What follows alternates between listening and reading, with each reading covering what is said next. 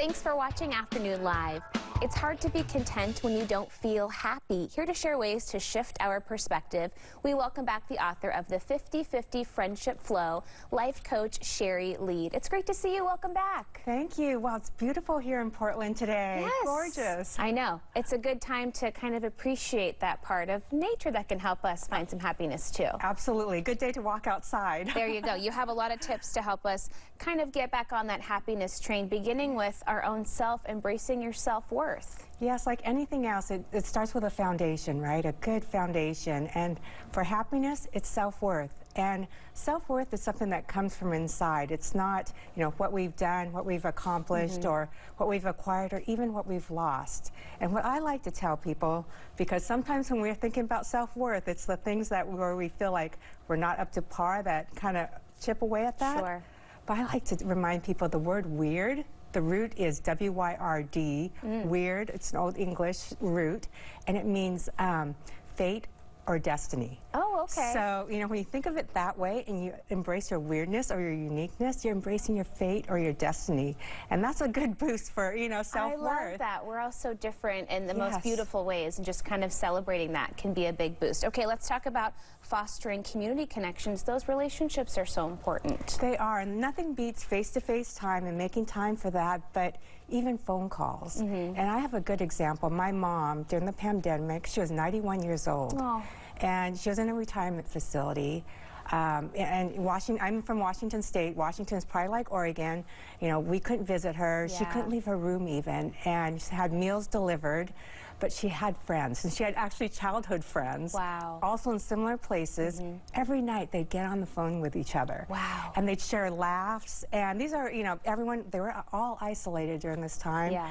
I guarantee that helped her happiness. For sure, and I bet it boosted her health too. We know all those things are so connected. How about movement and joyful expression? Well, have you ever tried dancing angrily?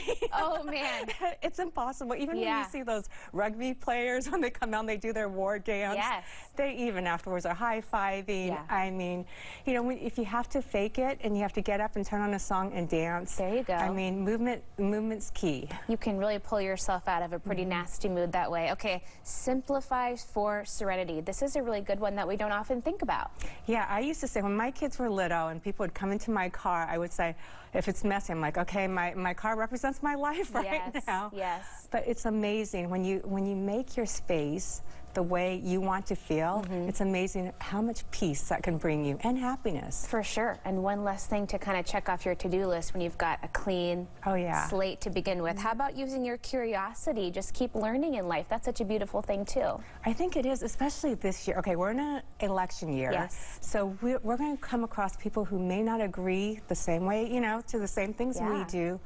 I want to encourage people to approach those conversations with genuine curiosity, as opposed to, wanting to change somebody's mind, because you're not going to do that. It's not going to happen. No, and they're not going to change your mind. But, if you're genuinely curious, it becomes interesting to find out, why do you think a certain way? And honestly, that takes a lot of pressure off of you and makes, then you can leave the conversation feeling good about yourself and learning something new. And a lot of times you dive into somebody's backstory and you find some common ground that you can share, and that forges a new connection. Yeah, and it feels good. The effects on your body of approaching a friendship that way or someone that way versus in a kind of a fight way, entirely different. I love that. Okay, let's talk about rose-tinted glasses, figuratively and literally. Yes, and I brought some here. So cute. So this is something that I have actually in my house, and this is really great for parents, but even my kids are older, and I still have these, and it's a visual reminder that no matter what the situation is, you can see that situation in a number of different ways. Sure.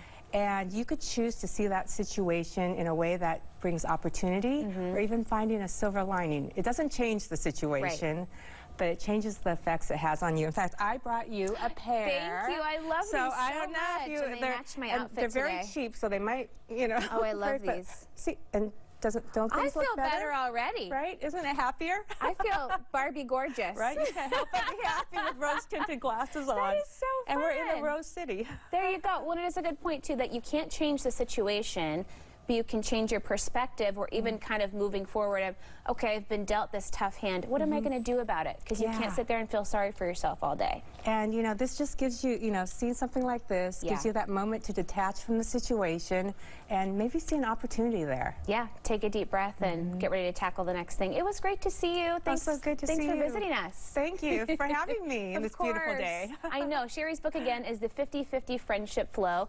We'll have more information on our website at KATU.com. We'll be right back with more Afternoon Live right after this.